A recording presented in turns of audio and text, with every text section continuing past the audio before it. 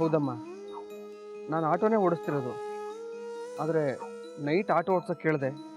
Day ಟೈಮಲ್ಲೆಲ್ಲ auto ಓಡಿಸಿ ಮತ್ತೆ ನೈಟ್ ಓಡ್ಸೋಕೆ ಹೋದಾಗ ಏನಾದರೂ ಆಕ್ಸಿಡೆಂಟ್ ಆದರೆ ನಮ್ಮ ತಲೆ ಮೇಲೆ ಬರುತ್ತೆ ಅಂತ ಕೊಡಲ್ಲ ಅಂದ್ಬಿಟ್ರು.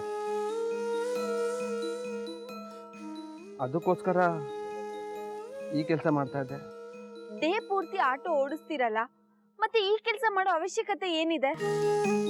ಏನಮ್ಮ ಹೀಗೆ ಹೇಳ್ತೀಯ? ಬೆಳಗಾದ್ರೆ ಬಾವನ್ ಮೆಡಿಸಿನ್ಗೆ 10,000 ತರ್ತೀನಿ ಅಂತ ಬಂದೆ.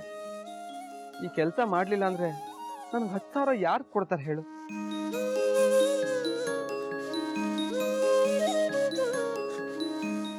ಯಾರೋ ಗೊತ್ತಿರೋರ ಹತ್ರ ದುಡ್ಡು ಕೇಳಿದೆ, ಈ ಕೆಲಸ ಮಾಡು ಕೊಡ್ತೀನಿ ಅಂದರು.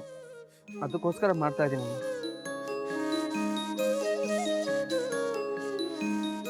ಈ ಕೆಲಸ ಮಾಡೋದ್ರಿಂದ ನನಗೆ ಕಷ್ಟ ಅಂತಾನೂ ಅನ್ನಿಸ್ತಿಲ್ಲ, ಅವಮಾನ ಅಂತಾನೂ ಅನ್ನಿಸ್ತಿಲ್ಲ.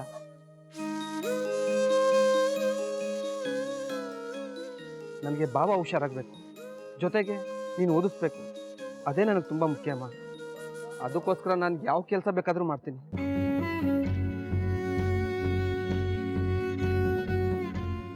ನಾನು ಅಂದ್ಕೊಂಡ್ರೆ ಎರಡೂ ಕೆಲಸ ಆಗಬೇಕಾದ್ರೆ ನಾನು 24 ಗಂಟೆ ಕೆಲಸ ಮಾಡಲೇಬೇಕಮ್ಮ. ಬಾಬಾ, ನನ್ನಿಂದ ನೀವು ಕಷ್ಟಪಡೋದನ್ನ ನೋಡೋದಕ್ಕಾಗ್ತಿಲ್ಲ.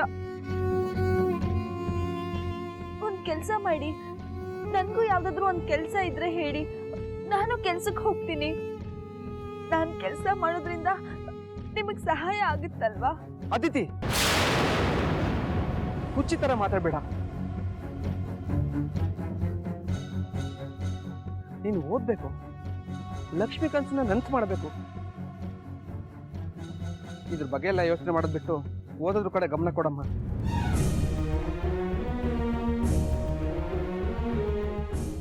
ಈ ಕಷ್ಟ ಎಲ್ಲ ಸ್ವಲ್ಪ ದಿನ ಅಷ್ಟೇ, ಆಮೇಲೆ ಎಲ್ಲ ಸರಿ ಹೋಗುತ್ತೆ.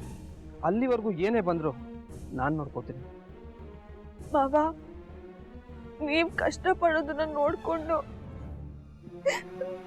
ನಾನು ಹೇಗಿರ್ಲಿ? ಅಯ್ಯೋ ದಡ್ಡಿ ನೋಡು, ಇಷ್ಟು ದಿನ ನಾನು ಸೋಂಬೇರಿ ಥರ ಕೆಲಸ ಕಾರ್ಯ ಏನು ಇಲ್ಲದೆ ತಿನ್ಕೊಂಡು ಉಣ್ಕೊಂಡು ಓಡಾಡ್ಕೊಂಡು ಆರಾಮಾಗಿದ್ದೆ.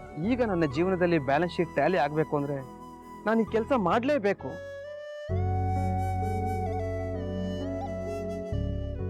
ಅದಕ್ಕಿಂತ ಹೆಚ್ಚಾಗಿ ನನ್ನ ಫ್ಯಾಮಿಲಿಗೋಸ್ಕರ ದುಡಿಯೋ ಅವಕಾಶ ಸಿಕ್ಕಿದೆ. ದುಡಿತಿದ್ದೀನಿ ಅನ್ನೋ ಸಂತೋಷ ನನಗಿದೆ. ನೀನು ದುಡಿಯೋಕ್ಕೋದ್ರೆ ನಾನು ಬದುಕಿದ್ದು ಏನಮ್ಮ ಪ್ರಯೋಜನ?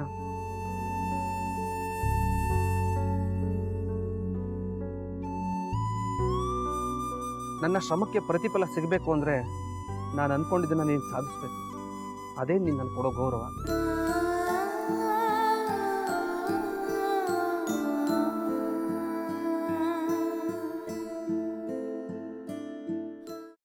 ಅದನ್ನೇ ಮನಸ್ಸಿನಲ್ಲಿ ಇಟ್ಕೊಂಡು ಯೋಚನೆ ಮಾಡ್ತಾ ಇದ್ದೀಯಾ?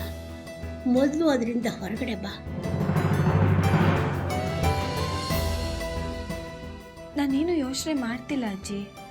ನಿನ್ನ ಚಿಕ್ಕ ಮಗುವಿಂದ ನೋಡ್ತಾ ಇದ್ದೀನಿ.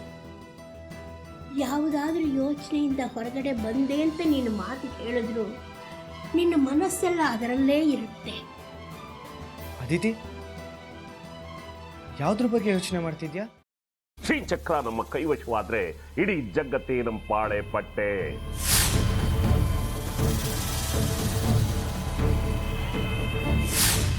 ನಾವಿದೀವಲ್ಲ, ನೀನ್ ಯಾಕೆ ಚಿಂತೆ? ನಮ್ಮ ಆಸೆಗಳೆಲ್ಲ ಪೂರೈಸುತ್ತೆ. ಅದಕ್ಕೆ ನಾನು ಹೇಳಿದ್ದು ನಮ್ಮ ಜೊತೆ ಕೈ ಜೋಡಿಸು ಅಂತ.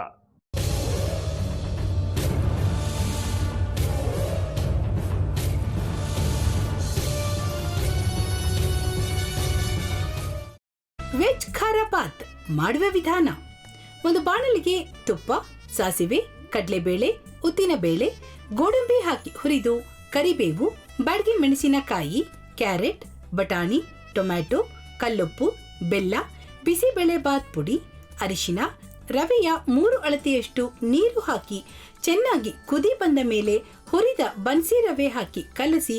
ಈಗ ವೆಜ್ ಖಾರ ಬಾತ್ ಸವಿಯಲು.